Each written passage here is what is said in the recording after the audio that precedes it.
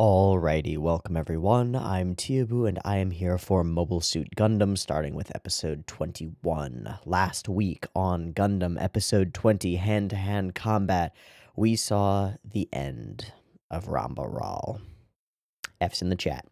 Um, it's a sad ending. He was kind of a good dude. He was an interesting villain, and not even like a villain, antagonist against our protagonist's antagonist. And he went out in a really interesting way, betrayed by Makuve in order to, seemingly out of some kind of loyalty to Lady Caecilia and her future rule of this area, at least, if not the entire planet, if not the entirety of Zeon. Makuve did not send Ramba Ral the the Zeons he needed in order to assault White Base and take it out for real.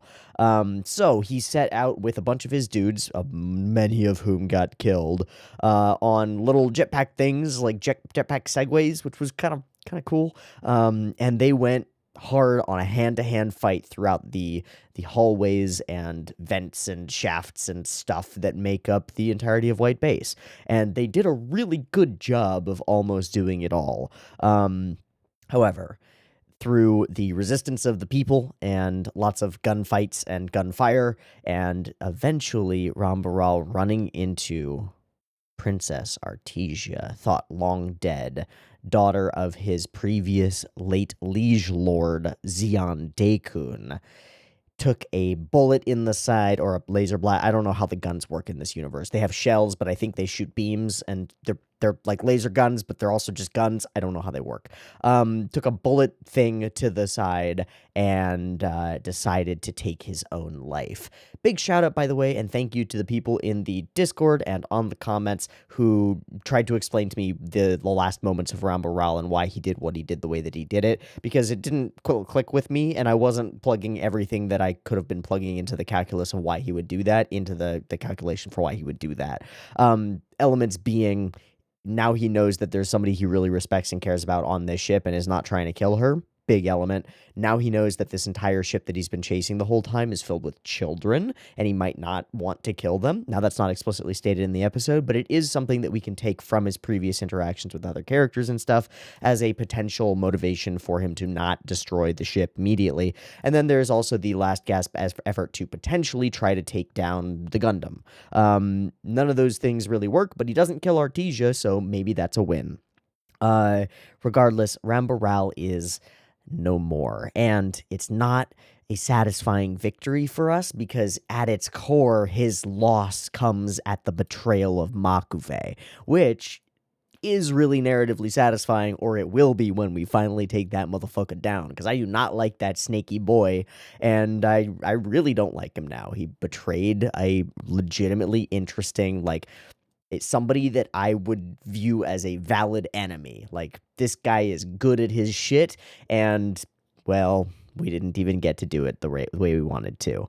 I don't know how this is gonna weigh on Amuro, because Amuro was going into this whole mode with Ramba Ral and like simultaneously looking up to and envying his abilities while also wanting to defeat him, and like, I really want to defeat that man kind of thing. But now he kind of just didn't get to, and that kind of sucks for Amuro. We'll see how that plays out in his head, because it's a new element there. And then we have to address the sad elephant in the room, which is Hamon. From everything that we've seen, Hamon and Ramba Ral had a really good relationship and were kind of co-commanders. Now, the gallop that she was riding in is pretty much destroyed. She flew off in like one little bridge ship thing, and I have to imagine she's going to be fucking sad and ultra pissed. Which brings us to the name of this episode, which might as well be fucking sad and ultra pissed. This episode 21 of Mobile Suit Gundam, is called Sorrow and Hatred, aka fucking sad and ultra pissed. What is she gonna do about that? I don't know. I don't know if she's going to go back to Zeon like forces and like scream at Makuve. Could be cool. Could be really, really cathartic. Or if she's going to like full attack with everything that she has against White Base for no reason. I mean, for obvious reasons, but with no chance of success. Either way is going to end up kind of sad for Hamon. I don't see a good path for her. I don't see her like solo becoming a great leader and a solid commander. I think that she could. There's a universe where she could, but with an episode titled Sorrow and Hatred, I don't think she's going to be like, I must carry on Rambaral's legacy by being a good commander and like regathering forces and doing this in an intelligent way. I see her throwing herself suicidally toward the enemy, and that's fucking sad, and that's very human and very sad. So we'll have to watch it and find out, but that's my prediction here, is that Hamon dies by the end of this episode, and we're all going to be not so happy about it. Great. Let's watch episode 21 of Mobile Suit Gundam and see if that prediction comes true. I've got the episode up and ready to go. There will be 2 versions, picture-in-picture in the description, timer on YouTube, beep timer to count us down, early access on the Patreon and stuff. If you like the video and you like the discussion and stuff, you can like and comment and subscribe. I'm going to shut up. Beep timer. Let's go.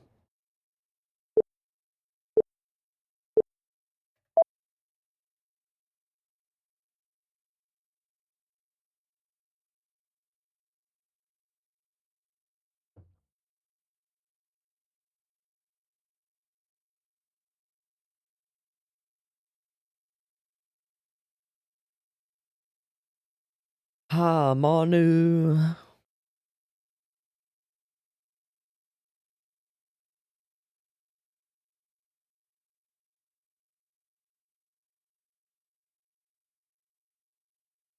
Whole OP now just applies to Hamon in my mind, and not the JoJo's kind, obviously. Now that would be a different version of Gundam. Hamon just finds her Hamon powers and punches the shit out of White Base. Hey, Bandai Namco. I'm pitching this to you.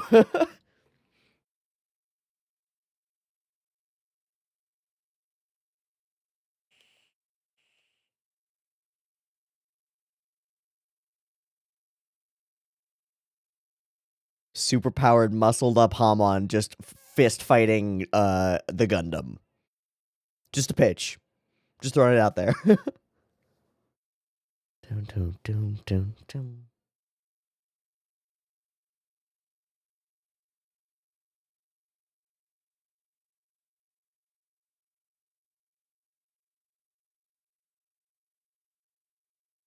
I don't know. Greatest mineral resources. Creepy motherfucker. Look at those pants. Right.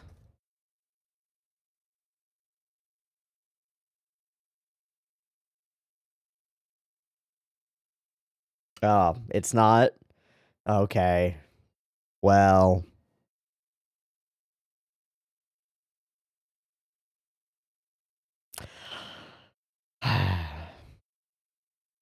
I wish it were over.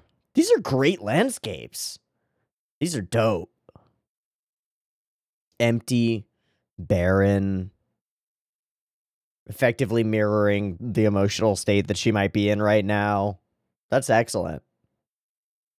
Oh, they got the one Zaku and a couple of Dops, I think. Magella attacks, sorry. Who the fuck are you? You're not Hamon. Lieutenant Tachi. That is the first, like, Japanese-esque sounding-ish, maybe, name that I have heard. That I can remember. Oh, hi. This feels odd. Okay, that's a fucking cool suit.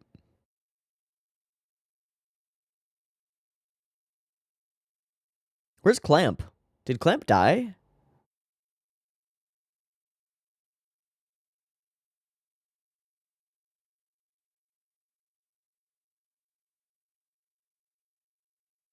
True. But it's not that bad. She's keeping it together really admirably at the moment. But how much of that is just like walls? You know, walls up, walls up. Okay. True. Mm. Mm.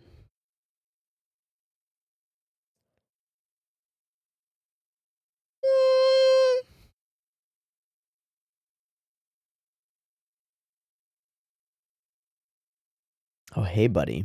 How are you doing? Because you took a money. Oh, thanks. Thanks, Haro. Really needed to hear that. Yeah. All right. He's got it. Okay. Yeah. Don't laugh.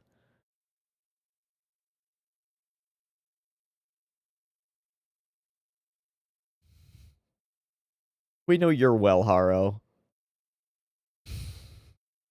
This. Yeah. Sorry.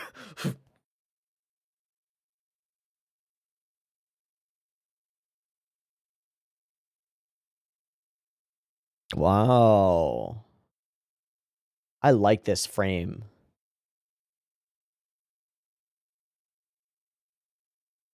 Hmm.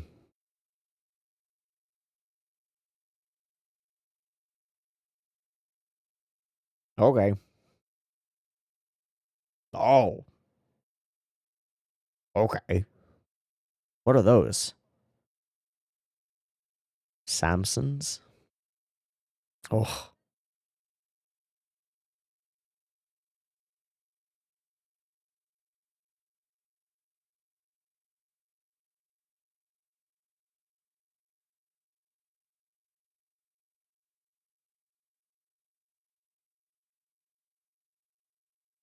Okay, so that's in her head. Yeah, fully knows exactly what she's doing. They're all gonna participate, dude. Oh, I wish you weren't. Please give us all of their names right now. 14 dudes, let's go. Torgun Misaki. That's a second Japanese name. Oh, man. Okay, so, yeah, okay. She's gonna eat one. That's such good shit, dude. I hate it. I hate it. True. Maybe don't push it. Can we get this man a walker?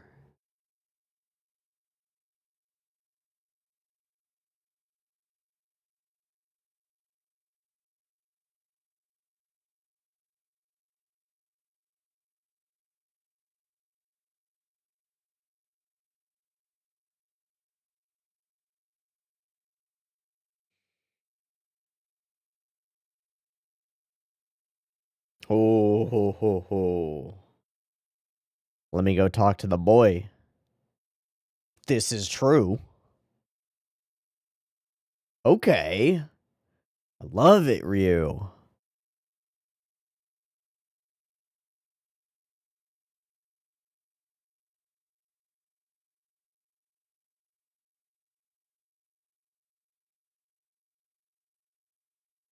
All right, that's a dope helmet. Power Rangers.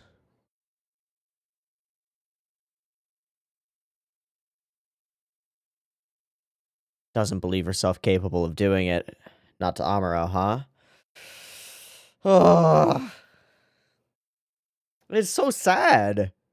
It's so fucking sad.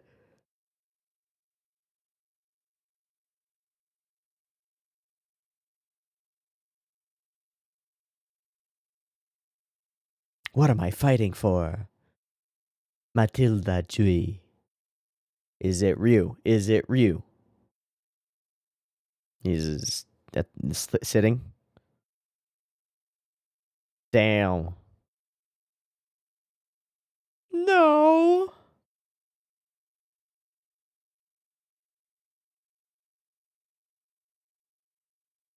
Hmm. Hmm. He did get over it a little bit. Yeah.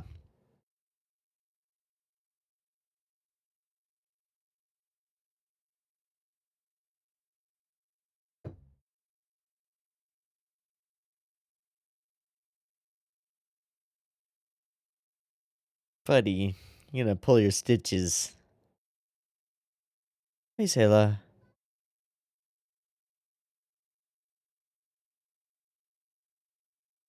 Oh boy.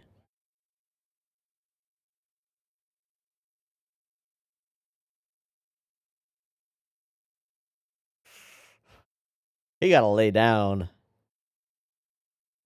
Damn, Ryu really putting in the work. A drill attack, you say?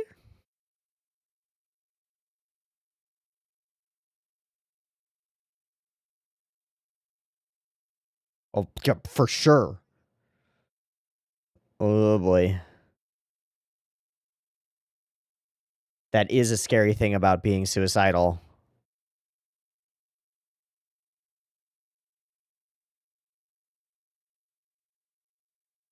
And being unexpected.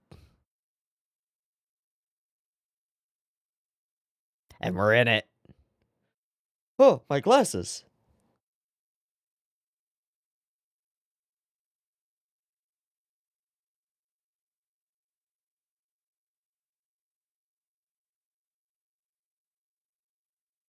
It is some nerve. You gotta give him credit.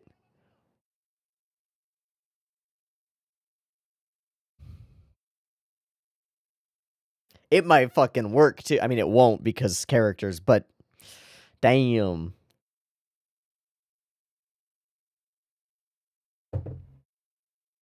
Uh-oh.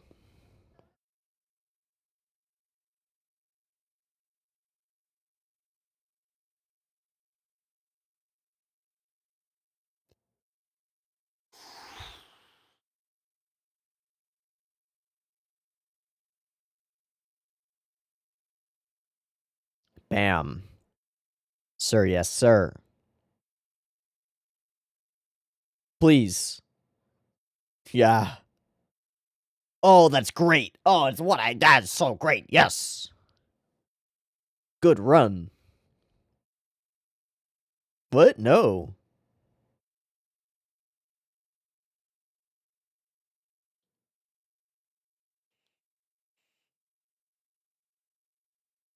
Do it.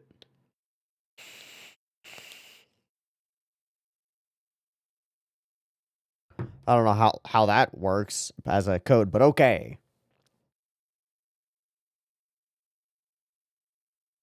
Cool cut also. Oh boy. That's the spirit, kid. Oh.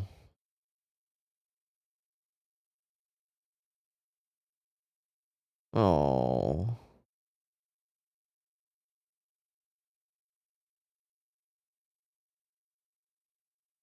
I mean, I respect it, but come on. Oh.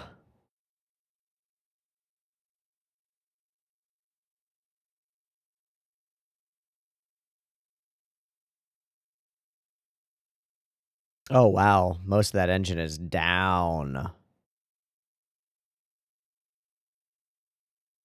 Ugh.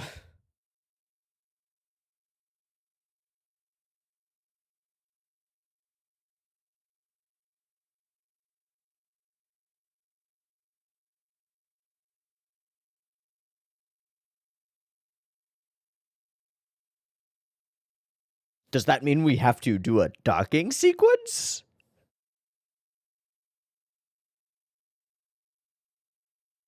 Hell yeah. Hell yeah. Ooh, what a cut. Yeah, that's a powerful cut of Sayla's reaction to that because she just immediately like was like, "Bright, you just lost something."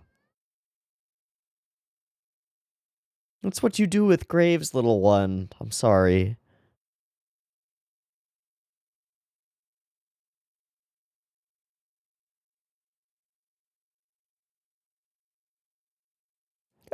A little bit of respect. All right, sure.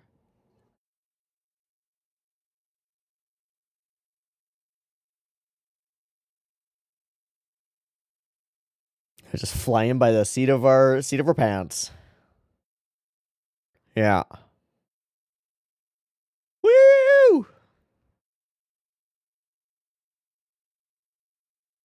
That's actually rad. Jumping forward with a gun and then being blown back by the recoil. That's a rad idea. Yeah.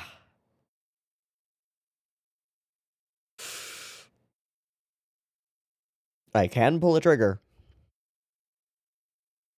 Oh shit, thanks.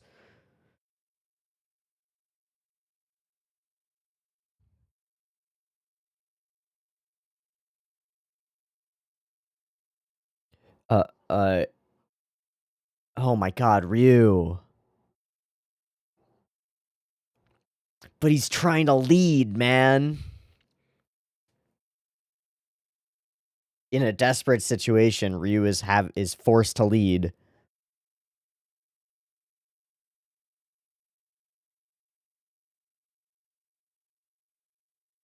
Buddy. Oh my god. Fuck. Oh, that was a lot of people. Cool cut of the core fighter.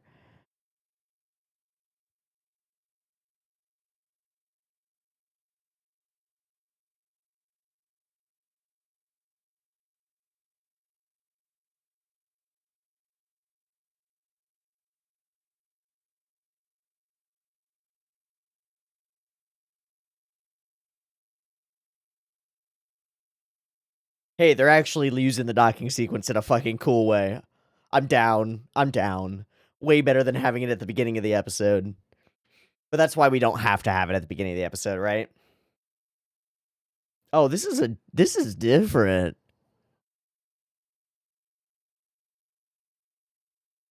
It's pretty rad. Zoom. I am a torso.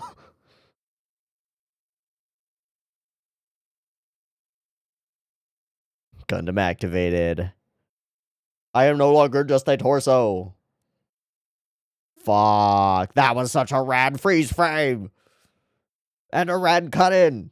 I like this episode. I really hate it, but I also really like it. Oh, buddy. Can't shoot him.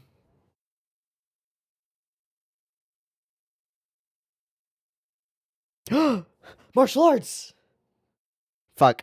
Shit. Damn it. Oh.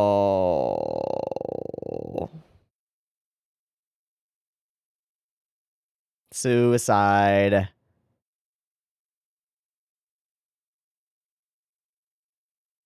Uh-oh. Whoa, you're gonna full Spider-Man it?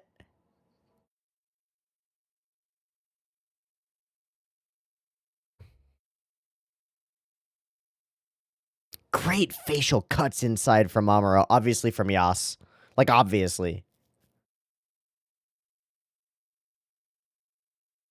Ah, you wish. You wish.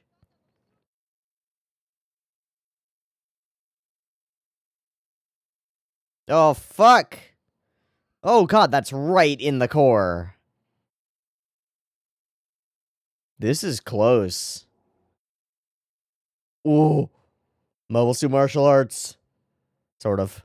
Oh, wow. What a move.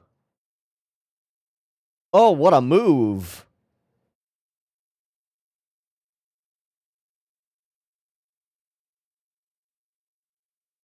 Shikashi. Frau? Yo, don't ask me. Oh, Jesus. But yeah, Frau, pull the trigger. Point blank to a giant cannon? Yeah.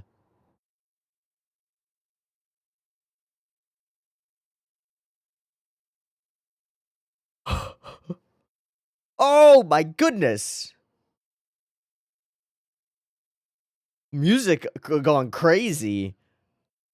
Ryu, no, no, no, no.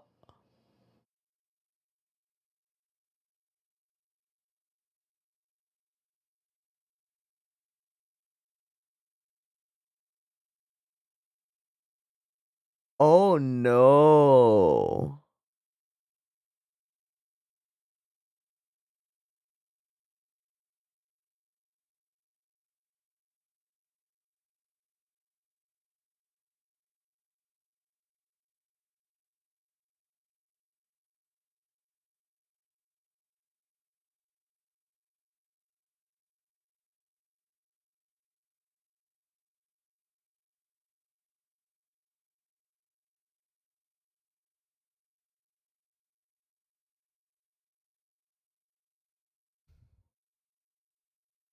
Ryu is fucking dead, dude. That's really interesting. But he's in the OP!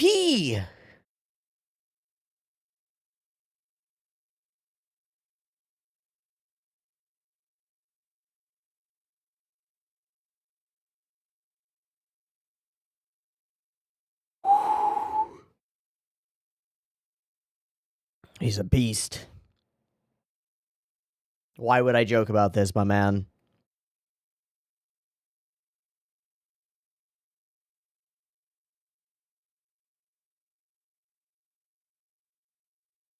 I was really curious how we were going to resolve that part.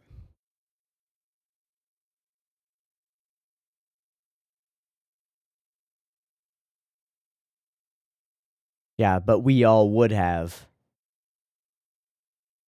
Yeah, but we all would have.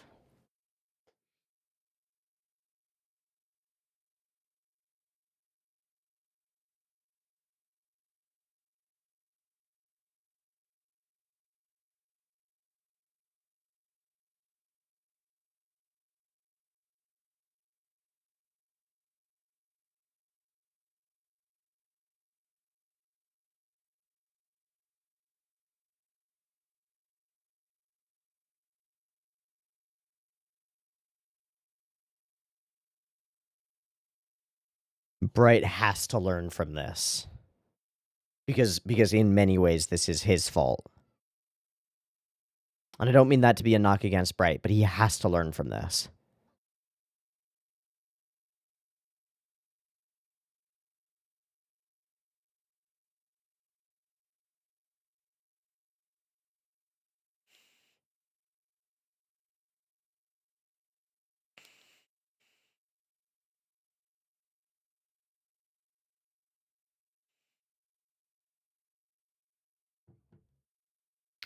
Everyone believes themselves responsible. Yep.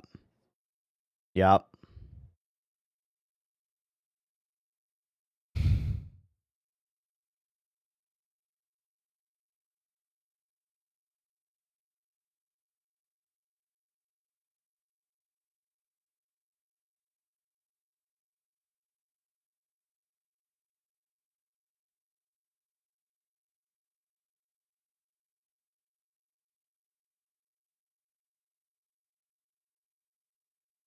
Oh, you're the commanding officer. You can't say that, my man. Nope.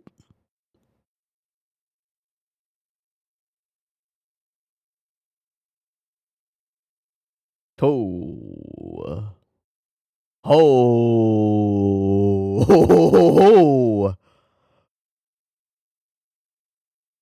Well, there's our reason to fight. Wow, we went from one tragedy to a new tragedy. What a super did not expect. Zero chance I would have told you that one of our main characters would die this episode. What the fuck?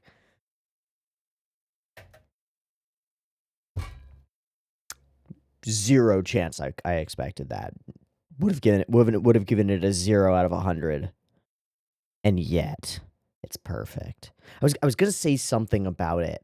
And what I was actually going to say was, I don't know how they're going to resolve this this conflict of leadership with Ryu, because if he hadn't died here, he would have to actively cede loyalty to Bright, like in front of the rest of the crew, because he just took responsibility and action in combat. He was the leader during this battle, right?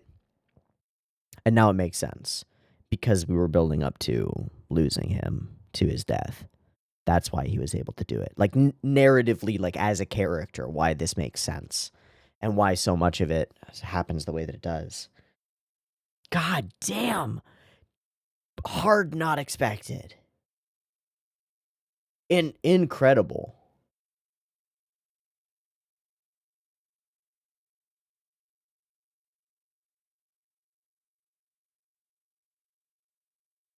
Incredible. This is a great episode of Mobile Suit Gundam, man. like, I think this is the first time it doesn't read as anything to me, but the first time we've really seen tactical maps, right? There's something about tactical maps that makes us switch from we are one element or like we are one ship just trying to survive out here in the wild, sort of Battlestar Galactica-esque, to we are part of something bigger. And it doesn't really hit home until the end of the episode when Sayla says what she says. And I'm really curious about the way that she says it and the way that everyone responds. But narratively, this is a big switch flip. Big switch flip from just we are trying to survive. We are trying to run and run and run, and there's something chasing us and chasing us and chasing us, to we have a goal that we must pursue, and that goal is not just our own survival. It's a huge difference psychologically and narratively for all of these characters to go from just looking out for their own interests and for their small group to we have to end the enemy. It's also maybe indicative of some of the way that wars escalate, right? Why does Hamon go on this suicide mission? Because Rambaral dies. Why do they, why does Ryu die? Because Hamon goes on this suicide mission. What are they going to do next? I don't know, but probably something more reckless and difficult. That's scary. That's a scary concept. The opening to this episode is great. I said it while it was happening, but the barren, sun-scorched, bleak landscapes with wind shooting past them, the variated like sunset skyline, the pure empty desert is perfect. And I thought it was just thematically for Hamon, right? Dry, barren, empty, sad. But it reads for the rest of the episode in a way that I didn't expect to, because our characters go from fine and working to be okay to right there with Hamon in spirit, if you might say, in grief, immediately. That's insane. That's nutty. That's good thematic setup, I think. So, one Zaku, we meet this Tachi guy who's kind of like super budget office chair Rambaral. Sucks. And Hamon is sturdy. You gotta give her credit for it. She is feeling it because we see it in her head. And she's doing all these actions. She's doing what she's doing. But man, she is keeping it together. Now, she's not actually together, obviously. She's doing something hyper reckless. Not even reckless. Genuinely, specifically suicidal. But it's like, how do I put it? It's respectable in a way, but it's also just that she's so tunnel visioned and so like focused on a particular goal that she knows ends in her death. I mean, obviously she ends up driving a big hovercraft filled with explosives in order to explode the ship.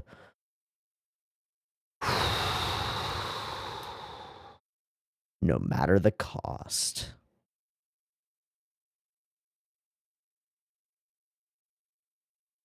So we cut from there to, I don't mean this in the way that you might take it, but an intimate moment with her. And I expected this to be a moment where she's alone, and so she can let that facade drop. But it doesn't, because it's not really a facade. It's a wall that's around her own emotions so that she can accomplish what she believes she needs to accomplish more than anything. At least that's how I'm going to read it.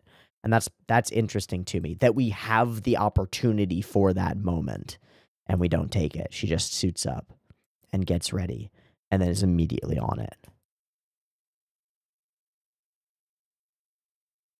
So we cut from there to everybody struggling. Everybody, we don't have enough parts, we don't have enough to do, and Bright is just saying, we can't complain about this, we have to keep going. We can't complain about this, we have to keep going. And he's not wrong, but it's not super, like, helpful, right? But he's not wrong. And then we contrast that with Ryu. We cut from him to Ryu. And we have Ryu interacting with Hayato. Damn it, Hayato, not nice. Not nice, man. Condition poor, condition poor. And he takes it all in stride, right? And of course, there's an element to this when he's saying, he's complimenting Haro. In a way, he's also complimenting Amuro's work because he knows that Haro's Amuro's, right? And he's thinking so much outside of himself. Do me a favor and tell everyone I'm getting along well, even if it's not true. And is it true that Bright put Amuro back in solitary? Yes. And then he has this idea about it. Is Amuro the one who's being stubborn? And the answer is no, because we had the motivational switch change for Amuro in the last episode when he started doing the punching and started suiting up and being willing to take orders and like there on the ball, Johnny on the spot, right? It's not him anymore. So it is Bright being stubborn. It sucks that it takes what happens here for Bright to potentially realize it. This is a hell of a moment where she steps up, effectively tells them, ain't no way we're doing this. At least, ain't no way we come out of this alive. But we're doing it for Rambaral, and we're doing it for the people of Xi'an. I won't regret dying in the desert. And we discover that idea is shared by all of these soldiers, by all of them. And so she goes one by one and shakes their hand and makes that personal connection with them. We're all in this together, and we're all going in, and we're all going down. And they all know it. That's a powerful moment, and a very rough moment. And maybe not a good moment. But it speaks toward the power of charisma. Hamon's own charisma, but also the lasting charisma of Rambaral as a leader, and to how his men view him. To some extent, you could say they would rather die than serve under anyone else, right?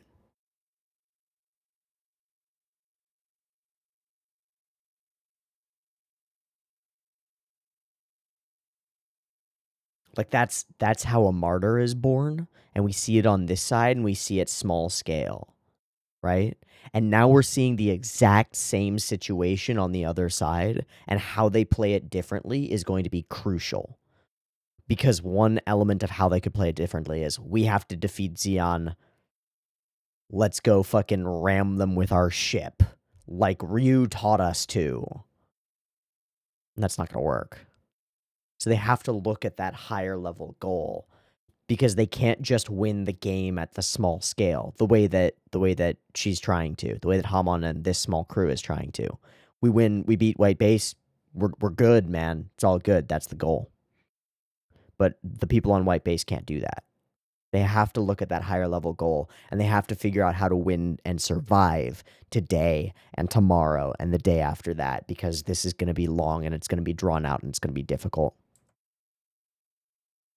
That's a cool contrast that I just thought of.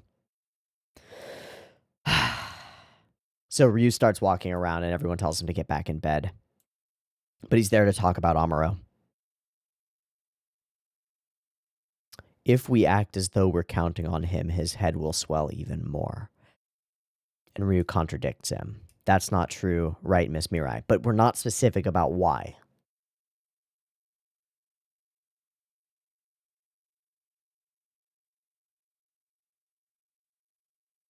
The way I read it is that Amuro is desperate for some responsibility, right? That we are counting on him is the fuel for him, is the psychological fuel for him to go out there and fight. And it's the right fuel, I think. And maybe that's just because it's the most tropey fuel, most tropey, like, psychological reason. Why am I here? Why am I fighting? It's for my friends. It's because there are other people counting on me. But it's also true, right? We don't care. Like, his head won't swell. His head will swell in proportion to his abilities. That's not the worst thing in the world. That's kind of a good thing. Confidence is what we need from Amuro. And he's the one who we are counting on. So you're going to wait until Amuro figures things out. And hard call out, sounds like you're making excuses to me. And then he goes on with the tiger metaphor to say, mostly to say you haven't been talking to him effectively. There's no way he's going to figure this out on his own. You need to figure it out with him, communicate, make this happen. But my reading of this situation is that Bright doesn't know what to do. And I'm not trying to shit on Bright here, but Bright is a young commander, and he's dealing with his first, as far as I know, his first, like, ordeal with near insubordination, right? And he's not doing a very good job with it. But yet, I don't think he knows how to fix this. I don't think he knows how to relate to Amuro. I don't think he knows how to, like, lead like Ramba Ral, right? I don't think he knows how to inspire his men. I certainly don't think he knows how to inspire his men from the front, which we see Ryu do in this episode. In this episode, we see Ryu take on the mantle in many ways of commander, in a smaller sense, in individual instances, but we see that every single individual around him respects him enough to go along with his wishes, even if they don't completely agree with him, and in doing so, become partially responsible for his eventual death. But also, the choices that he make do almost explicitly save everyone, because he enables Amuro to do what he needs to do. So it's confused. And I think it's intentionally confused, because I think everyone comes out of this situation not knowing why what just happened. All of the characters on White Base are rocked by this. Not just because a person who they care about died, but because they feel partly responsible for it, and they're not sure why it happened the way that it did. Human beings can use words. Powerful message. Important. Taking Amuro, who to some extent threatens Bright's, like, command of the ship. At least that's how I see Bright seeing this, and you can feel free to disagree with me, because I'm not necessarily right. And that's true about everything. Bright's answer is to squirrel Amuro away where he's not an issue anymore. Put him in the brig, let him figure it out, fuck it. But that's not a sustainable solution. It's not a solution at all. It's I hope that if I don't look at this problem long enough, it will go away. And it won't. Because if he just keeps Amuro in the brig, Amuro's just going to resent him. Eventually. At the moment, Amuro is like, I understand why he's doing it. Sure, yeah, all right, okay, cool. But, and I'm down to stay here for a minute. But, a week goes by, maybe Amuro's like, okay, what's Bright doing? Or time goes by and they don't let Amuro out during a crucial moment where he could save the base. Well, then the base explodes. None of these things work. We need Amuro. We need him. And there is a risk to that, which is that when you need somebody, you give them power. But if you're a commanding officer, you need the people under you. Otherwise, what are you commanding? But on the flip side, you also need their respect to some degree. You need authority in order to command. So it's all muddled, man. The character relationships in this show went from baseline ultra simple to not simple. Really complicated interpersonal relationship shit has gone down now. And that's really extraordinarily exciting to me. Because this is like nominally a kid's show, and now we've got really complicated military and like almost familial relations. Bright is not capable of being a to use the patriarchal term, the father of the family, right? He's not capable of it at the moment. He doesn't have all the chops together. He's basically a kid who's been saddled with all this responsibility and doesn't know exactly how to manage all these different personalities and different, like, characters. And Ryu has a better idea of it than he does in many ways. And that's why I was thinking, as we were getting through this part of the episode, and then we were getting through some of the stuff in combat where he takes charge, takes command, gets in the car, gets going, fighting against his own body to get out there and do these things. I was thinking, if this plays out, and I had no thought that Ryu was gonna die because he's a character in the OP. That doesn't fucking happen. Now he's gone. But I was thinking, there's gotta be a scene after this where we figure that piece of the dynamic out, because he just stood up and became the commander. In truth, the de facto commander was Ryu during this whole conflict. The person that everyone actually listened to and looked up to and actually cared about and took his orders and did them. Because he was out there. So the solution, I was thinking, was going to be, there's got to be some like heart to heart between Ryu and Bright, where Bright's like, I need this command, and Ryu has to like cede command specifically to Bright with everyone else watching. Or you can kill him. And we chose the far more dramatic version. Human beings can use words. It's a great idea. And it's almost the last thing that he ever says to Bright. Never talk to Amuro, the tiger will never be tamed. Ooh, and then the attack is coming, right? And this is so great because all of this internal conflict is the stuff that's on our minds. It's the difficulty that we're all dealing with. And yet chaos is inbound. Bad shit is coming at us. So we better square our stuff away before it gets here. Well, we can't. We can't. It's because we can't that we lose Ryu. Because we don't figure out these solutions, these problems, that we lose him. There are consequences to not having your house in order when somebody comes to attack you. That's pretty interesting. So this is kind of a side note. I think that Hamon looks really dope in her suit. The purple with the green mask and the pink flary thing. It's pretty fucking dope. It's a cool suit, Hamon. I'm sad that you die. I really am. I'm sad that you make the choices you make. So he's tossing and turning and thinking of Lieutenant Matilda. Okay. But he's also thinking about it. Well, he is, though, right? Like, this line from Bright is the thing that's the scene, but he's all focused on Matilda. It's just like, damn, girl. Well, if only you were my commander, I would listen. Woo!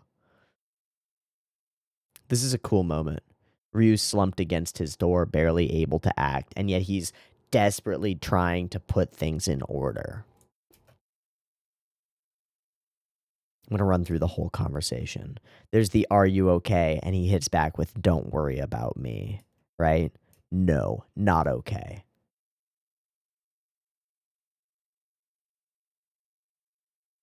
Don't you resent him for it, for putting you back into solitary? And Amuro responds immediately with, I understand Mr. Bright's decision, and I believe him. I'm not angry. I believe him. I think Ryu does too.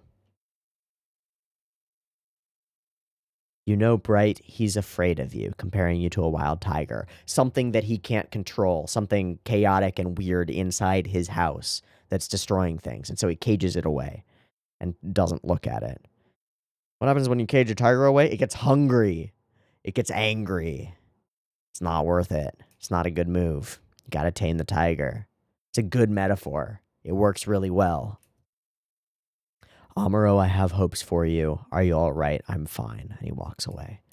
Not fine. Sayla and Frau pick him up, start moving, and that sets up where everybody is for the moment of attack, and the attack begins as they're escorting Ryu back. Oh boy, the idea of a Zeon Zaku just carrying a giant turret gun and it's pretty cool. I give it a pretty cool out of 10. It's pretty neat. I don't know where the scene is a little bit later where he like jumps and uses the recoil to get blasted back. Also really cool. Some very cool fighting moments throughout this episode. And some great facial expression reaction shots as well. And some good animation in general of the robots. The robots. Yeah, so this is where we are. This is the situation. We order Amuro to get Amuro out of the brig. Listens. I don't know why I love this shot so much, but I really like it.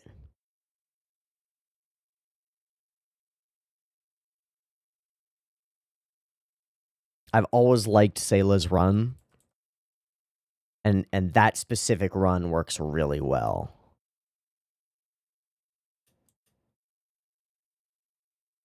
Ryu talked to him.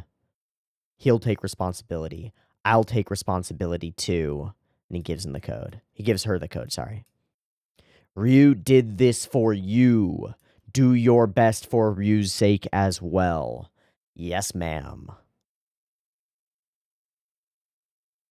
Oh, yeah, this run around the corner is great. Great. Yes, 100%, right? Ain't nobody on staff who draws like that. Who draws motion and like and flow like that. There, nobody. Nobody. Tenacity, eh? Sorry, Hamon.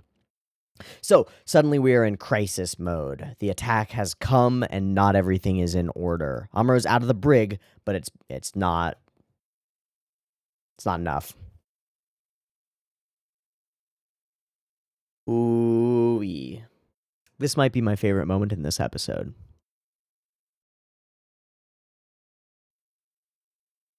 And we've already talked through a bunch of good moments.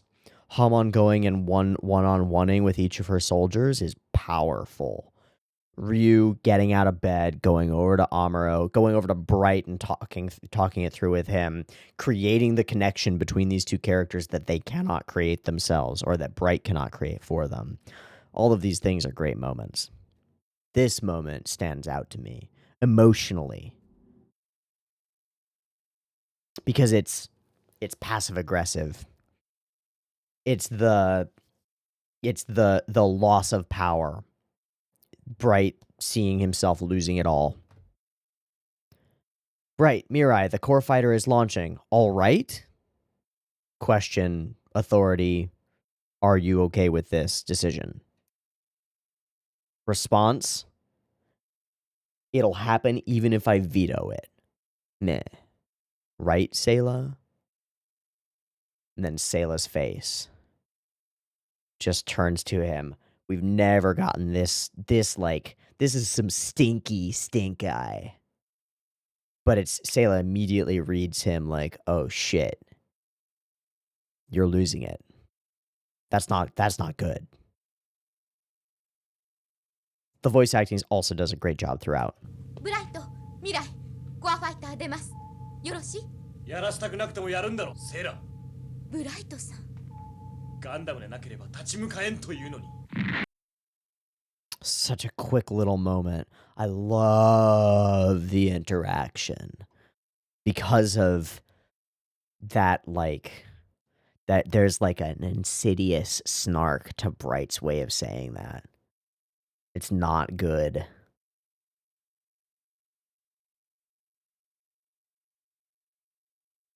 It's that loss of, I feel like I've lost authority and I don't know what to do about it. You're going to do it anyway, right? It's like a shrug. It's like the least inspiring commanding officer thing you could possibly do, right? People look to you for approval, for support. Whatever, man. It also works functionally for the same like family metaphor. It's an attitude that it's an attitude that I'm familiar with in my own relationship with my father.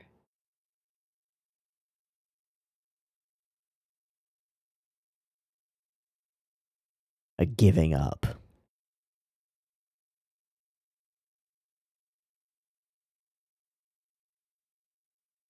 Instead of being willing to support the people around you in pursuing their own goals, you just think, well, they're just being insubordinate and disobedient, and they're going to do it no matter what I do. So fuck it, I'm not going to do anything. It's really familiar to me. It's really sad.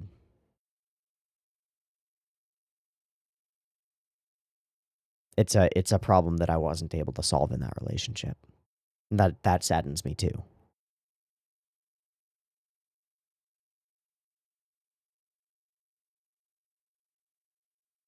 But it's a perfect little scene. It's a perfect little scene.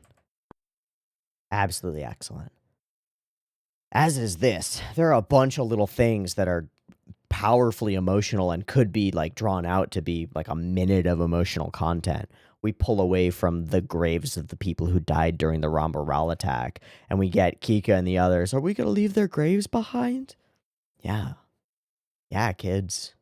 That's what you do with graves. You leave them behind. You go and visit every once in a while, but you leave them behind. You have to. We're going to have to do it with Ryu's grave, too. Right? But there's something about Ryu that's not being left behind. Something has changed in everybody because of his death. Oh man, so much of this episode rings so much different when we look at it from the context of the ending. It's so good. It's so good. Did not expect this shit. I cannot stress that enough. Not only did I not expect the specific events to occur, I did not expect them to occur in the way that they have occurred. I think this is the moment. No, it's not. I don't know where the moment is where the jump forward blast back occurs. Super rad though. Fuck. This is something from Kai. I'm not the same guy I was before.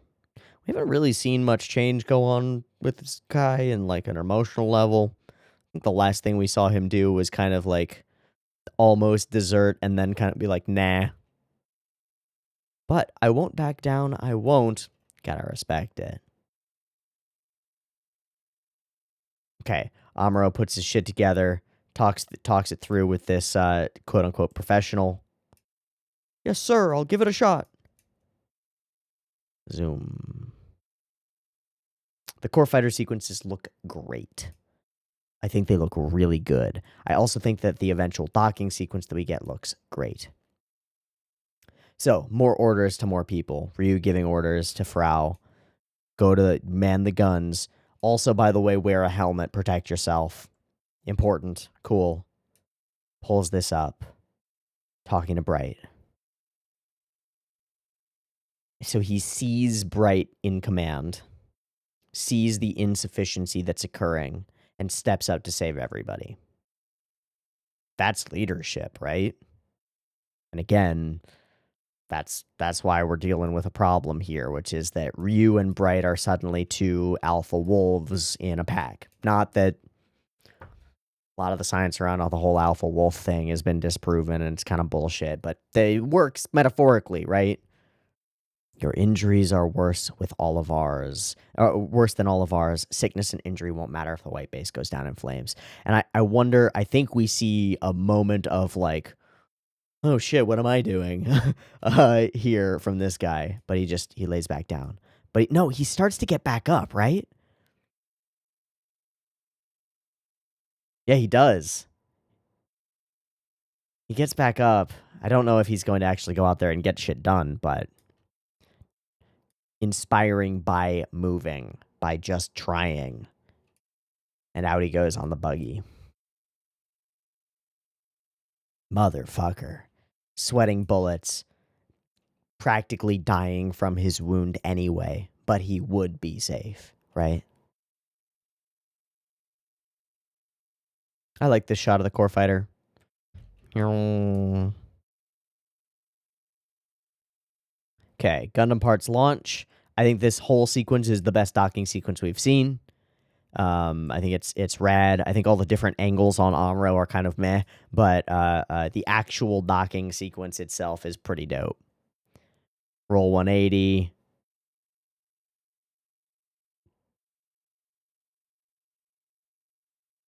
Click them all together. There's something deeply funny to me about a rocket-propelled Solia torso. I am torso. There's something deeply funny about that. I don't know why. I have no idea why, but I find it very silly. Would love to see just the torso of the Gundam like be its own ship and just fly around being just a torso. I shoot you with my intestine guns. Bah, bah, bah, bah. Amazing. Amazing. But we lock it all in, and the Gundam gets up, and it's pretty dope. It's a dope moment. This is a cool fucking freeze frame.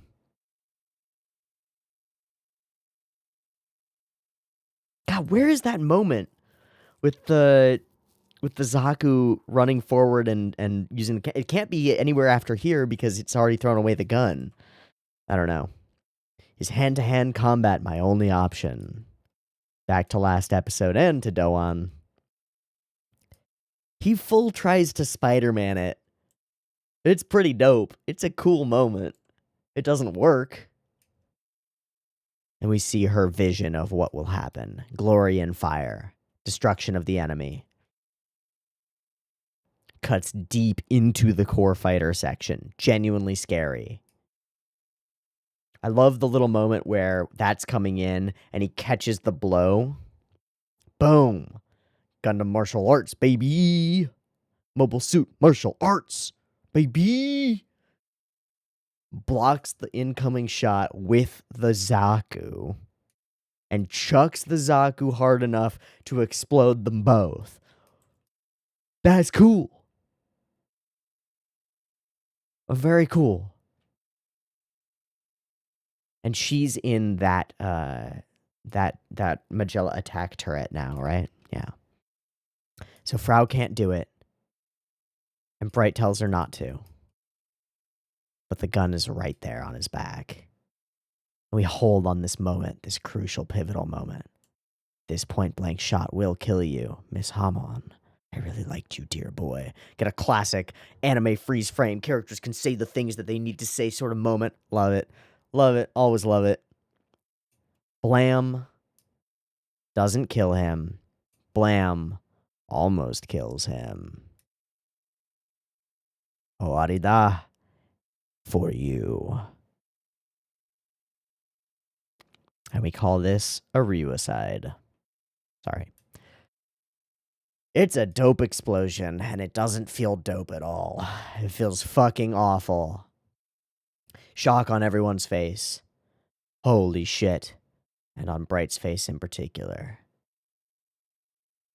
Haunted. Haunted moment for Bright. Man, Sayla looks so different from everybody else. Just her color scheme is so different. Who was piloting it? Ryu was piloting it. And then Amuro kicks into gear. He's got the ability, he's got the tools, blasts the engine, kicks it away. It's a crazy dope moment. Great shots inside, immediately sets up, takes the shot he needs to. And we get this little moment. I think this is understated, but really good. This little moment here, eyes forward, eyes to the side, it reads as I'm focused and I'm looking at my surroundings, right? Head on a swivel type of a vibe from Amuro. I'm competent is how it reads. It's really good. It's these little things, man. These little things, these little bits of character acting really make everything kind of come together. Like Sayla turning and having that side eye toward Bright. Wait, what did you just say? Or this little moment where Amuro does something badass and then is like, what's next? That's how it reads to me. It's like, what's next? What's coming at me? It's cool. This is next. Blow it up. End the problem. Save the day. Solve it. Fix it all. We're fine. What's wrong, everyone? It was Ryu. Blink, blink. Processing. Can't be. He couldn't go into combat. He's injured. This doesn't make any sense. Cut to the sink in. The truth. This guy let him in. He feels it. Hayato feels it. Sayla feels it. Ryu was leading in his last moments. We all allowed it. We're all responsible for it. And suddenly we're all bound together by that, right? There's something bigger going on than all of us. Ryu is fucking dead, man. And it's our fault. We have to be better. And Sayla puts it into those words.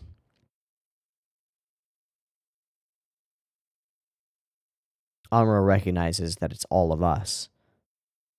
He hears, I was responsible. I was the one. It was all me. Stop that job, John. It was all of us. And Bright realizes it too. And so many others were lost. And Sayla finally puts it into specifics completely. Actually, I do want to look through all of the rest of what Bright says. Forgive me. Oh, right. He cries out for forgiveness. And he's lost. What are we supposed to do from now on? I was relying on your guidance, on you to advise me. Tell me, Ryu. He's not there to tell you now. Sayla is. Mr. Bright, let's stop this. All we can do is defeat Zeon and end the war. It's the only way. And we cut to the closest of close-ups on Amuro as that sinks in. That's right. That's really it. It's the only option. And he goes from that to an almost heroic pose. Looking up toward the thing that's difficult, extremely difficult, if not impossible to achieve, but is worthwhile, while also crying over the friend that he's lost. And something just happened. A switch just got flipped, not just in Amuro, but in all of them, and in the show. This is real now. That's all we can do. Rad as fuck episode. Sad as fuck episode, but also a powerful one and an important one. Really interesting. Stakes ramped the fuck up. I mean, we're not going to do it again. Not for a while. But the fact that we can lose a character in the OP? Nuh-uh. Nuh-uh. That's some shit.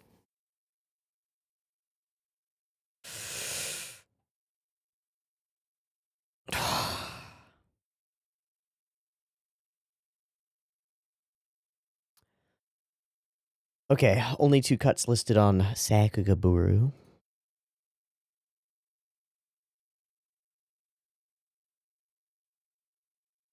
It was a crazy sequence. The big freeze frames.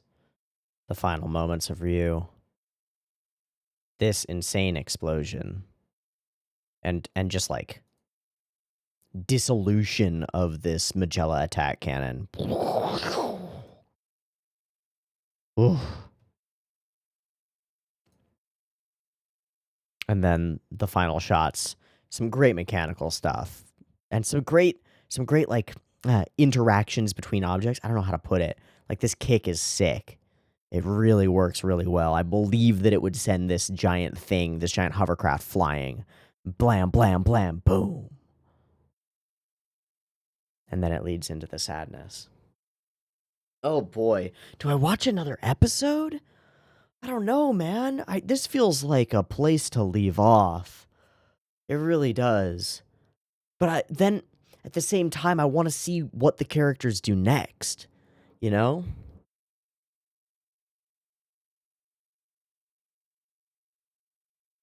And we're also an hour and 15 into recording. Or something like that. Once I cut out all the spaces in between where I'm just thinking.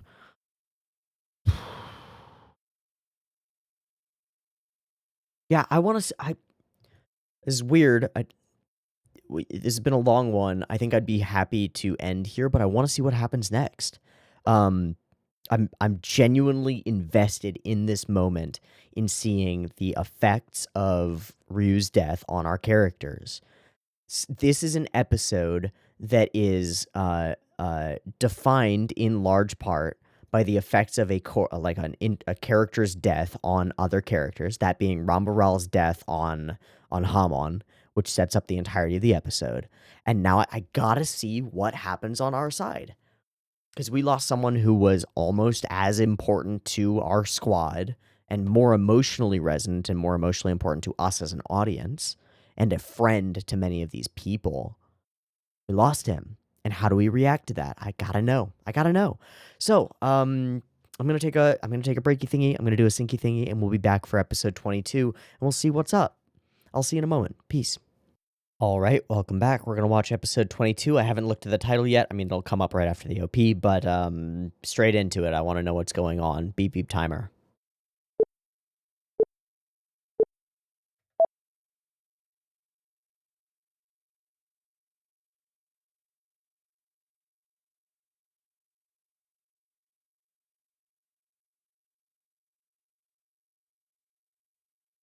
Is there gonna be a change to the OP? I mean, I assume not.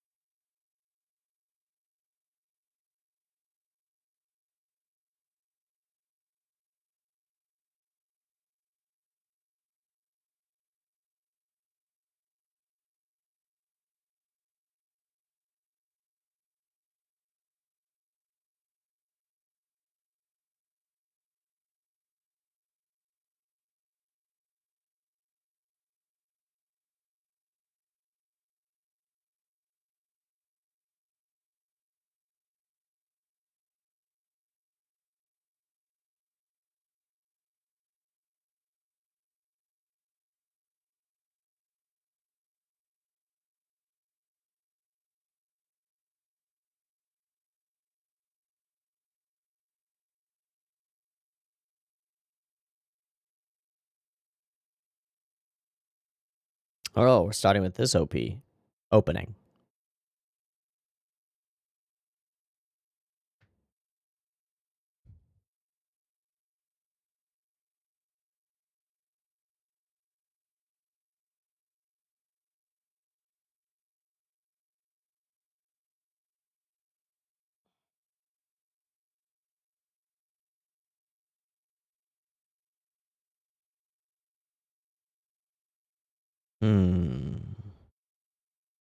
Again, barren and bleak.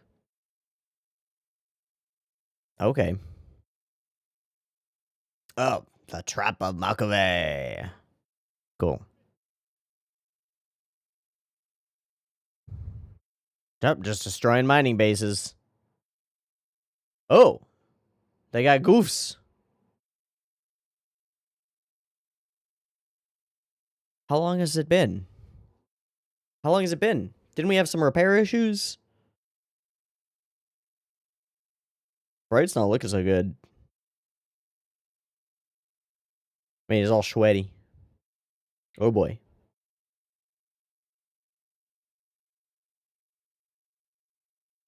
Pressure, stress, overworking.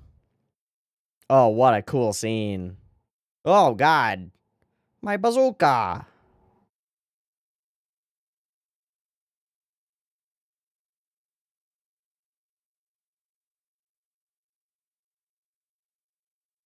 Nice. Hey, goofs ain't shit. Let's go. Man, how many shields do we have? For real. Do we just have like a rack of shields?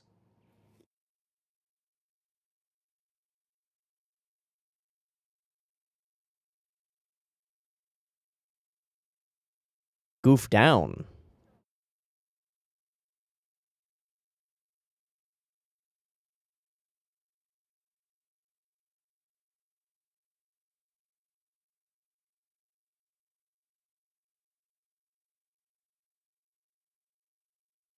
Get this man in bed. Oh boy. Pushing it.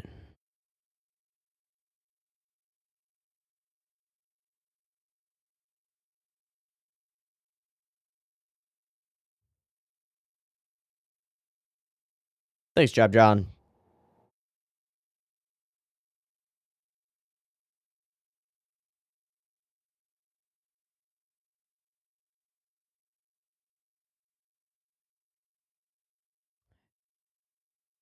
Hey, McVeigh.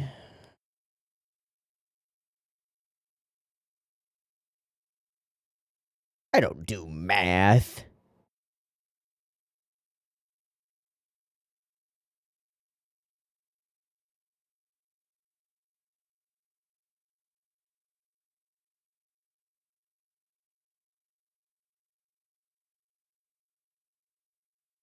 Oh, you can try, motherfucker. Judok.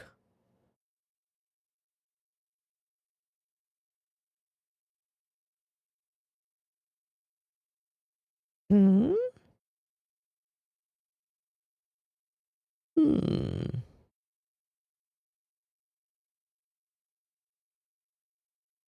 What? Your Federation collar? Oh. Oh. That's new.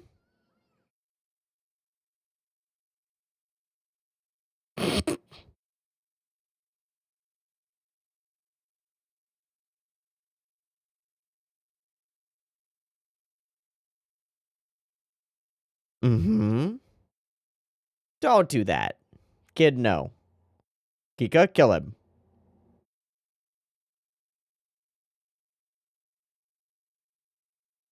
I hate it. I hate it. Yep. Very weird. Product of its time? We're just gonna write it off as product of its time. Cool. Isn't Frobo underage? Obviously, I mean, the kids are, but it's like seeing babies. It's like, fine. But, that would not fly. I'm not gonna dwell on it. Oh, Bright might not be able to talk, my man. Hello. Mm.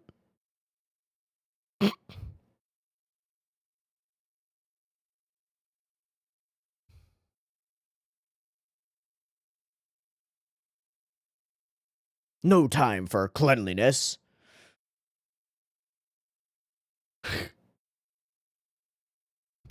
God, kids. Jesus. This is not what I expected.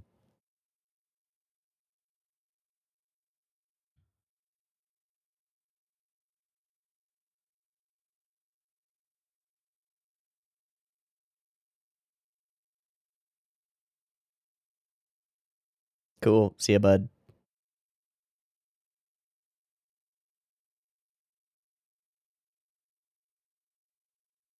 Shit.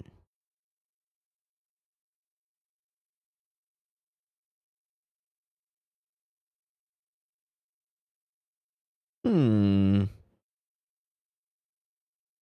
Nope. Oh, that's great. The little hands behind the back moment looking down. Great body language. Oh, uh-oh. What do they have? What do they got?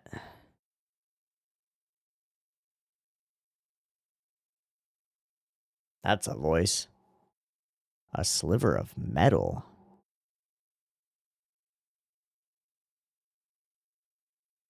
It's not. There have to be metal parts in that watch. But okay. All plastic equipment. Got lift jets that are also all plastic. So they're gonna fully fly under all, like, surveillance or whatnot. Somehow. Yeah, man, that is quite a looker there. So they're gonna do a quick little infiltration attack thing. I think you in for a shock. Fair. This is scary. I love how they're all very different shapes as they're standing in different ways.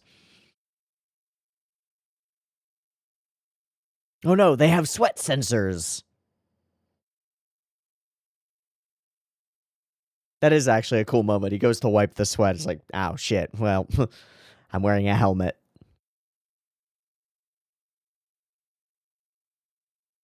And liftoff. That doesn't seem very stable. Whoa! Look at his teeth. He's got big old teeth. Oh no. But I mean, they can't have weapons of any, like, significant power. They have bombs? Plastic explosives? Like, what's the move here, man?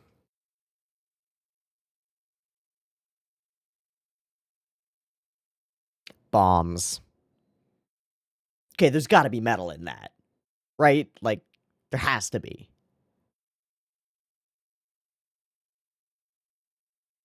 Oh boy.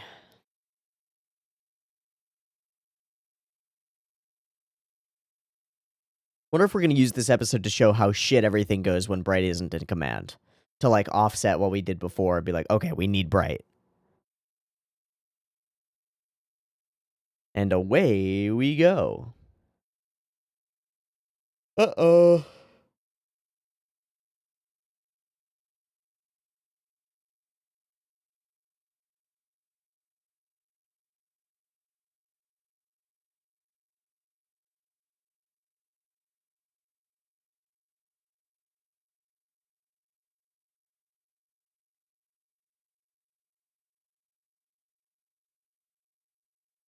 Well, that wasn't bad at all.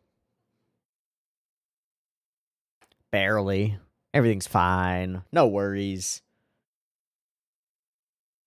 No, I'm sure that they hit important things. Oh, the engines are down.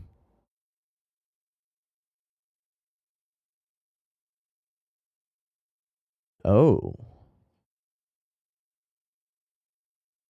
Oh.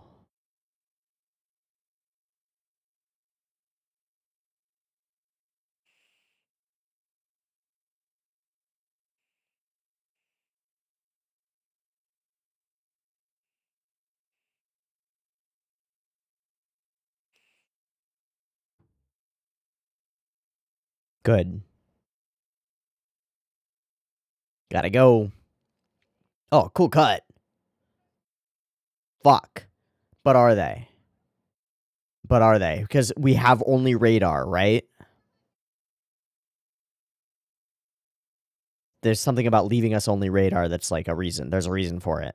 It's that we missed something. But I don't know what. I don't know what it could be. Meh. So, commander's down.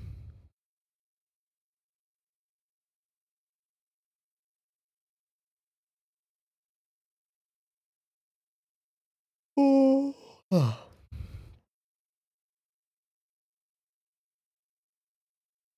Mm.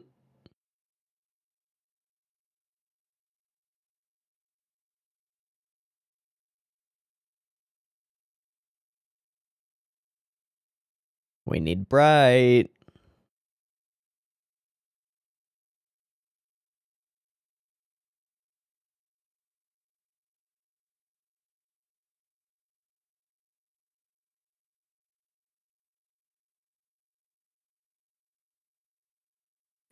We're falling apart without Bright.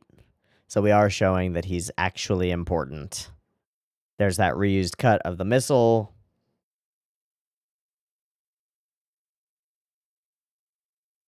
Ooh. Ooh.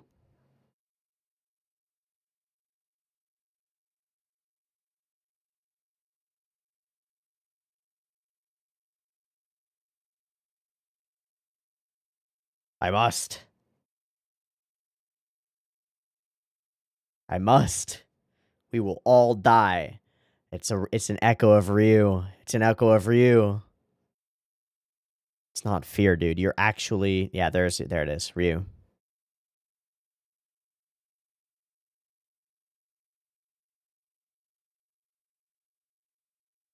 Yeah, feverish and somewhat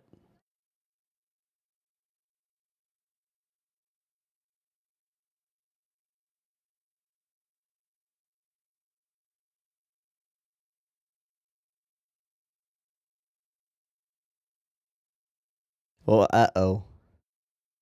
I believe. Yeah, mid-air transfer. Yeah, okay. Okay. I don't know if that's gonna work. Nice.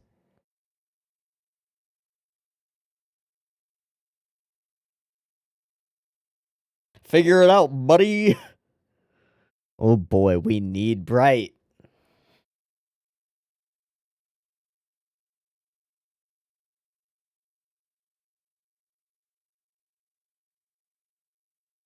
I mean, that would be bad.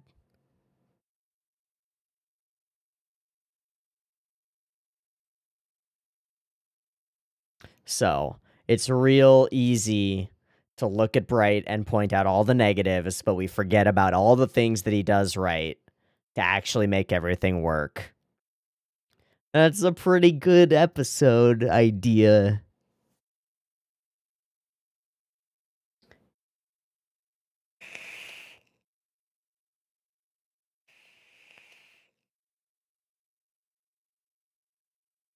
Okay, transfer complete. Oh, geez. Oh, God. Oh, no. Oh, yay.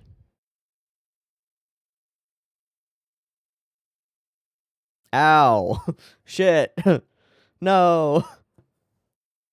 I've done nothing. Oh. How did we miss that? How did we miss that?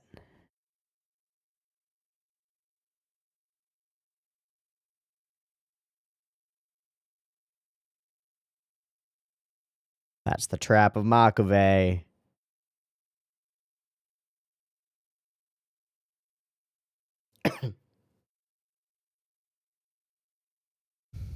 Poor Mirai. Yeah.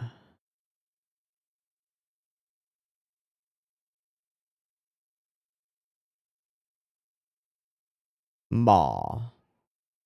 Fucking asshole. Man, these goofs suck! It was all around Burrell being a beast, wasn't it? Like 100%. Shit. These goofs fucking suck! Yeah! It was all around Burrell's badassery. He could have been fighting an Azaku. That's two more fucking goofs! Uh-oh. What? What? Oh my god. Instant win. Uh-oh. Oh. What a great moment. Oh my god, he's ripping it apart with his bare fucking hand. Oh, but his mobile suit's... What? This character. I hope this guy survives and is in every battle from here on out. I would love for there are two more. I would love for that guy to just be in every battle. We've already taken out like 4 goofs this episode. Uh-oh. Oh.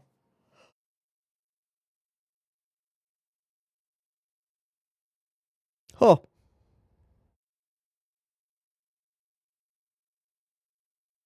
Crap.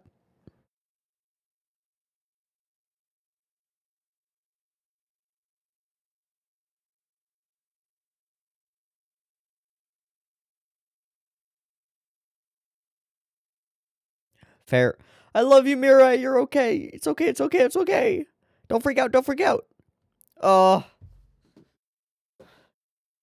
Don't we all? Don't we all?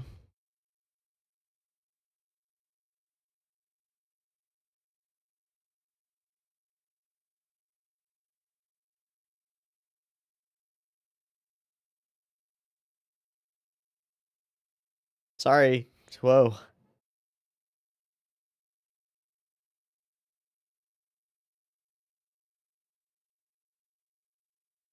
Oh. Oh. Oh. We're all thinking it, though. And we're all trapped.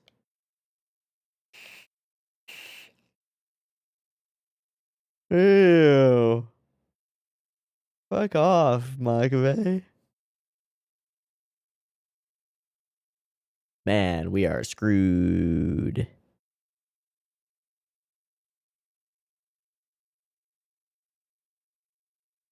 Is running all you think about? Shit. Fuck. Oh no, straight through. We're boned. We're boned. We all die. We're boned. We lose. Makabe got us. Wait, what? Oh, okay, there we go. It's like, where's the hole? Oh no.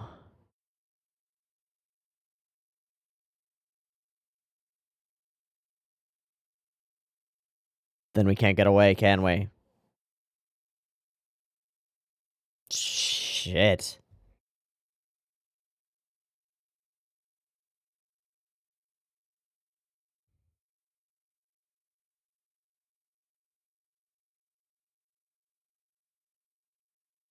Nice. We're still screwed. Oh my god, Mirai is breaking down. Sayla, take over. Sayla, take over. It's the only way.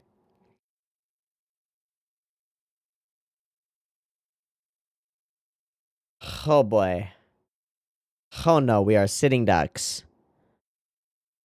Oh, Mirai is toast. I feel so bad for Mirai. I love her so much. They're what? Oh, returning toward us. Hit us. We got nothing.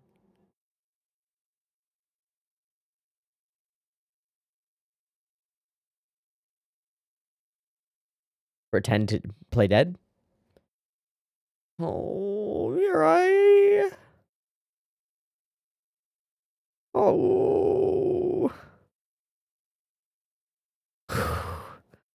So the answer to my question of how is everyone going to respond to Ryu's death is not well.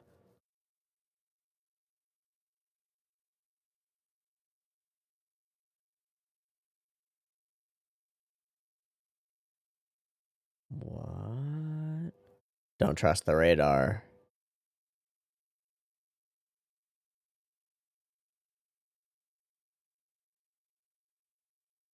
Hmm.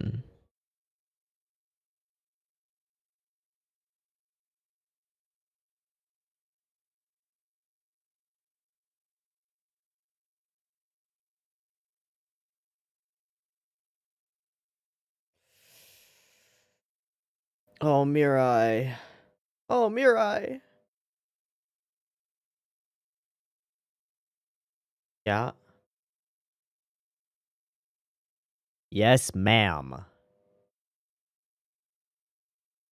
Wait, what does the message say? Oh.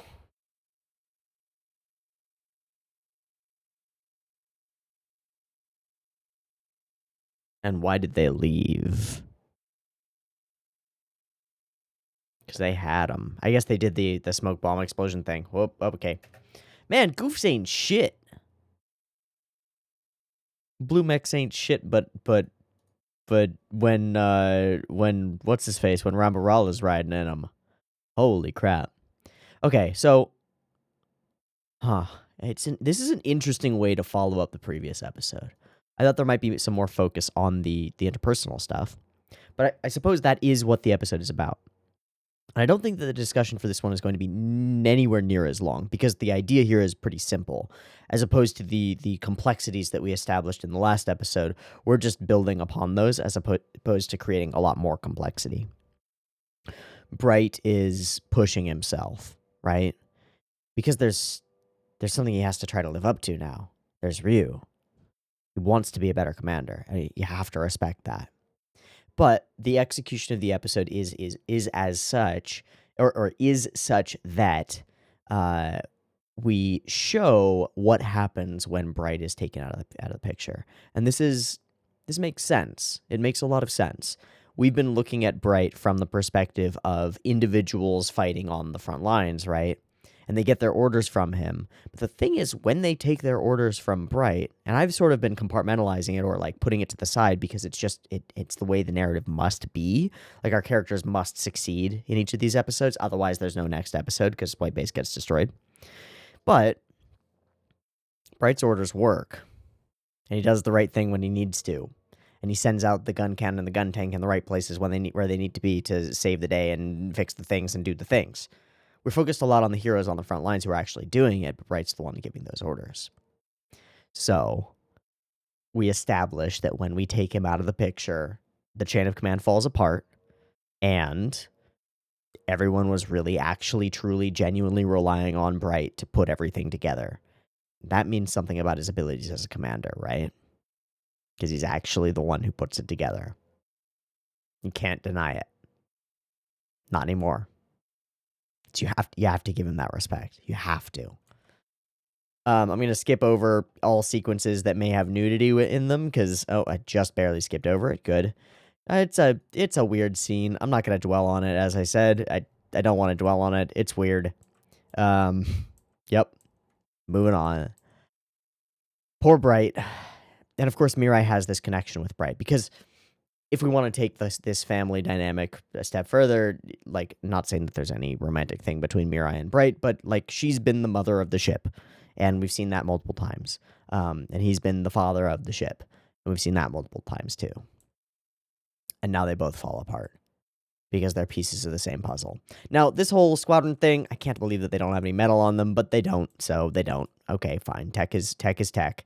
And off they go, and they do a thing, and they blow up all our things because Makabe is a conniver and a schemer. It's a good plan. It's a good ploy. Explosions, and I thought, like, these are some wimpy explosions, but they did what they needed to do. They let them get trapped in the trap that is eventually coming, and that's pretty cool. Some more shot reuse than we've seen in a little while, but also some cool sequences. No, sorry, the trap of Makabe is not that scene, but also some cool sequences of the fighting and stuff, and of keeping Bright down. And he's the first one to say it. Ryu, the trap of Makabe. That's what he says. No, he says Ryu. Am I afraid? Why can't I move my body? And he calls out for Ryu, but Ryu isn't here. He's gone. We're all having to step up to try to live through this. The way that they're questioning themselves, and Mirai trying her damnedest to make this shit work, right? Trying to do what she's seen Bright do, and trying to make the right moves in the right moments, and realizing how difficult it is. It's rough. It's rough.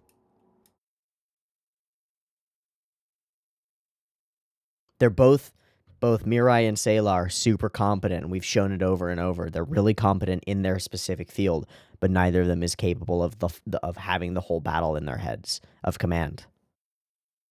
Nobody is. Nobody on the boat is. So we need Bright. Ryu could have done it. He's gone. We need Bright. And with Bright gone, we got nothing. Got a bunch of kids. That's scary. That's scary. So, we fight a bunch of goofs. The goofs get exploded super easy. Like, goofs ain't shit. There's nothing. The rock throw thing, I don't know why, but I find it very funny. It's quite comical in a weird way. It's a cool moment. It's a cool attack, but quite comical in a weird way. Not as comical as what immediately follows, which is he just sort of dinks this guy with the thing. Ah! And then the character acting around this guy's whole deal. Whoop, whoop, whoop, whoop, whoop, whoop, pop. It's great. Hilarious. Very cartoonish. The cartooniest thing that has happened in Gundam. By far. That's great. Makabe's so like, oh yes, we'll totally kill them. They'll get into my blah. But it's also, these decisions being made. You got to get back out there. Okay, my shit needs to recharge. How do you not know that? Well, Bright knew it, right? That's the implication, is Bright would have given us the order, having done the, math in his head. 2 minutes later, this is when they can go out again. Go, right? That's cool. It's cool. It's a cool way to show that we really need that element of this whole thing. Okay, big-ass cannon. Cool scene, cool impact frames, cool moments. weird moment where it evaporates and we just see that the hull is intact, and then it explodes. Ba-boom. Okay, cool. Neat. Big fires, bad shit, going down. Oh no. Amuro saves the day by shooting down that cannon as far as we know, and Mirai falls apart. Too much responsibility, too fast. But also just too many things that are outside of her wheelhouse. She's a really good pilot. She can't command in this moment. That sucks. There's nothing to be done about it. We need Bright back on his feet. And that's the whole point of the whole episode, I think, is just to demonstrate to us through omission how critical Bright's position is, how critical his presence on the bridge actually is. And of course, it's for that reason that Bright is now sick, is because he's been pushing himself too hard, because he knows it too. He knows that he has to be there. He has to be involved in everything, in every element. That's cool. That's a cool way to follow up the episode. It doesn't, I mean, all of the characters saying Ryu, right? Everybody's still in shock, is still struggling to figure out the dynamic here. Just losing one person is everything to this crew. It's rough. It's rough. It's an interesting follow-up for the previous episode. I think that episode 20, that episode 21 follows episode 20 in an absolutely excellent way. I think that episode 22 is all right. It's pretty solid in the way that it's following up, but it's not to the same degree. Obviously, there's a lot more emotional significance in 21 as well, so it's hard to compare that way. But compare I will, and I will say that this episode was fine, and good at what it's doing, which is putting us back into the flow of things. But 21's a standout. 21's a real fucking standout. Okay, let me pull up Sakagaburu. We'll check out any cuts. There are a couple. Blam, blam, blam. The missile goes, the big explodes. Some cool explosions. The goof. The jumping goof. Oh, that's right. This moment where it flies in front of the sun with the Kanata light flares. Shing! This is a cool sequence. And chopping shields like it's our job. Cool lightning stuff, too. Chop, chop. Awesome. Yeah, so Yasuhiko Yoshikazu, silly fellow escapes the horrors of war. Thank you, Zombie 812. I'm out. Later. And he's gone. It's great. Very silly moment, but it's great. This is also a silly moment, the chucking of the rock. But it's also kind of cool, this weird team attack. I love the way that Amuro takes off in the Gundam, right? Boom, just after it. Zooming in, killing goofs. Chop, chop. Really, goofs ain't shit. And then, of course, the inside stuff, which is also some Yas animation. It has to be. Because it's hard character acting. It's really good character acting. Okay. So, 22, this was an episode. 21, that was the episode. You know what I mean? I think you know what I mean. Ooh, emotional day for Gundam. Powerful stuff. Really interesting stuff. Lasting impacts on all of our characters that still I don't think have played out completely, clearly, but I think we need, I would like to see a lot more of an impact on our characters from the death of Ryu. I'd like it to be a core thing. Maybe it can't be because of the nature of the show, but I think it should be, and I'd like it to be. Okay. That's going to be a wrap for me. I've been Teeaboo. This has been Mobile Suit Gundam episodes 21 and 22. I hope you've enjoyed or been sad about this as much as I have, because these are sad. And I hope to catch you next week for more. If you want next week's episodes a little bit early, they'll be up on the Patreon. You can check that out in the description. Also, if you like the video, likes, comments, and subscribes are always good. And I'll see you next week for more Mobile Suit Gundam. Peace.